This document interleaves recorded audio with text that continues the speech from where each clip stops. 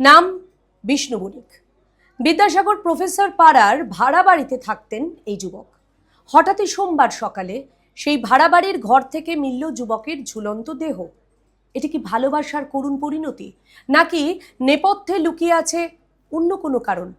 দেখুন, ভালোবাসার করুণ পরিণতি, আত্মহত্যার পথ বেছে নিল এক যুবক। সোমবার আগরতলার বিদ্যাসাগর প্রফেসর পাড়া এলাকার জয়দীপ সেন চৌধুরীর বাড়ির ভাড়াটিয়া ঘর থেকে ঝুলন্ত মৃতদেহ উদ্ধার করা হয় এক যুবকের। তার নাম বিষ্ণু বণিক, বয়স আনুমানিক ২৬ বছর। বাড়ি খোয়াই জেলার কল্যাণপুর এলাকায়। গত প্রায় ২ বছর ধরে এই বাড়িতেই ভাড়া থাকতো সে। জানা গেছে, বিষ্ণু কাশীপুর বাজাজ কোম্পানিতে কাজ করত। প্রতি শনিবার কাজ থেকে সন্ধ্যায় বাইকে করে কল্যাণপুরে নিজের বাড়িতে চলে যেত সে। সোমবার আগরতলায় এসে অফিস সেরে সন্ধ্যা নাগাদ ভাড়া বাড়িতে আসতো বিষ্ণু। জানা গেছে, দীর্ঘদিন ধরেই খোয়াই শহরের লালছড়া এলাকার এক মেয়ের সঙ্গে ভালোবাসার সম্পর্ক গড়ে ওঠে তার।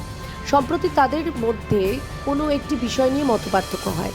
শনিবার কাজ সেরে বাড়ি গিয়েও ফোনে অনেকক্ষণ মেয়েটির সঙ্গে ঝগড়া করে সে। এরপর নাকি রবিবার সন্ধ্যারাতে আগরতলায় চলে আসে বিষ্ণু।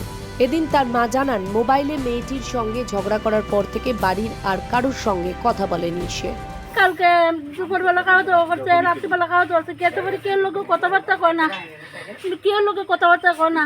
তারপরে দুপুরে খাওয়া দাওয়া করছে, ডাক দিয়েছি, তারপরে খাই রয়েছে, আমি খুশি দই রয়েছে পরে কামড়ে, এরপরে বিশ্রাম দিকে শুয়ে রয়েছে, এরপর সারাদিনও বিশ্রাম দিকে শোয়া, কেউ লোকে কথাবার্তা নেই, মন অর্ধ পড়ে রয়েছে। তারপরে আমার ছোট মেয়ে গিয়া কয়। এদিন আগরতলায় বাড়ির মালিক জয়দীপ সেন চৌধুরী জানান, রাত ৯টা নাগাদ বিষ্ণুর সঙ্গে তার শেষ কথা হয়। রাতে মোবাইল ফোনে কার সঙ্গে কথা বলতে বলতে কাঁদছিল সে। রাত্রে নাকি মিসেস পিতে কয় হের কান্না শোনা যায়, কান্দে কার লোকের মোবাইলে কথা কয়, এতটাই ব্যাস।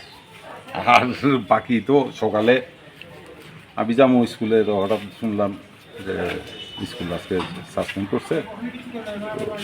ইঞ্জিনিয়ারিং টাইম তারা আরেক ইয়েতে ফিনান্সে কাজ করে, ডাকতেছে, তারা তো ফোন করে কইছে। খবর পেয়ে ঘটনাস্থলে ছুটে যায় পুলিশ এবং ফরেনসিক বিশেষজ্ঞ দল। পুলিশ দরজা ভেঙে ঝুলন্ত মৃতদেহ উদ্ধার করে। পরে ময়নাতদন্তের জন্য মৃতদেহ জিবি হাসপাতালে নিয়ে যায় পুলিশ। মৃতদেহ উদ্ধারের ঘটনায় বিদ্যাসাগর প্রফেসর পাড়ায় ব্যাপক চাঞ্চল্য ছড়িয়ে পড়ে।